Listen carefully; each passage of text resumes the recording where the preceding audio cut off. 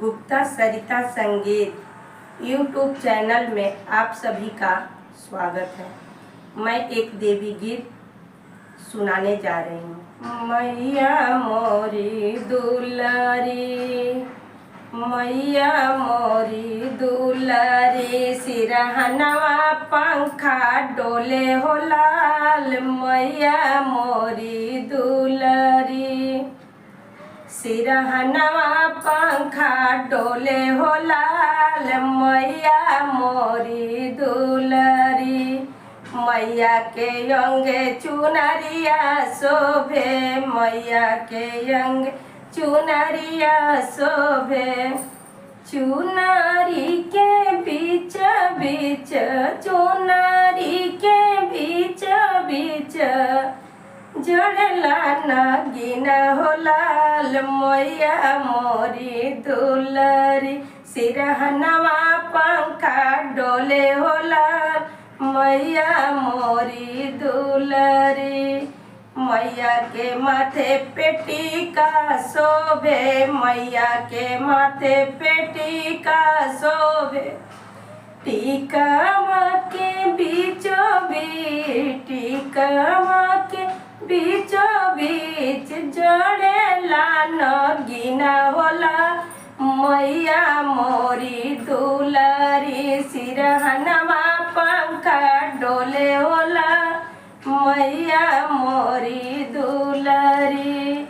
मैया के नाकों में नथिया शोभे, मैया के नाकों में नथिया शोभे, नथिया के बीच बीच, नथिया के बीचों बीच, जोड़ेला नगीना होला, मैया मोरी दुलारी, सिरहनवा पंखा डोले होला, मैया मोरी दुलारी। मैया के कानों में कुंडल शोभे, मैया के कानों में कुंडल शोभे, अरे कुंडल के बीच बीच, कुंडल के बीचों बीच, जोड़ेला नगीना हो लाल, मैया मोरी दुलारी, सिरहनवा पंखा डोले होला, मैया मोरी दुलारी। मैया के में हरवा शोभे, मैया के गले में हरवा शोभे, हरवा के बीचों बीच, हरवा के बीचों बीच, जोड़ेला नगीना हो लाल, मैया मोरी दुलारी, सिरहनवा पंखा डोले हो लाल, मैया मोरी दुलारी।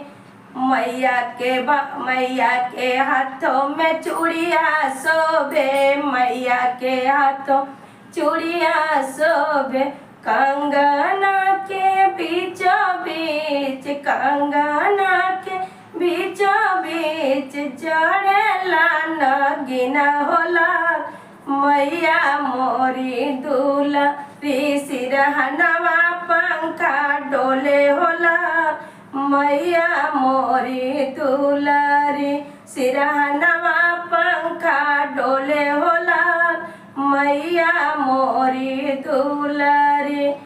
मैया के हाथों में अंगूठी शोभे, मैया के अंगुली में अंगूठी शोभे, अंगूठी के बीचों बीच, अंगूठी के बीचों बीच, जोड़ेला नगीना होला, मैया मोरी दुलारी, सिरहनवा पंखा डोले हो लाल, मैया मोरी दुलारी, सिरहनवा पंखा डोले हो लाल, मैया मोरी दुलारी। अगर यह भजन आप लोग को अच्छा लगे तो लाइक, सब्सक्राइब और दोस्तों में शेयर करिए। कमेंट बॉक्स में लिखिए कैसा है।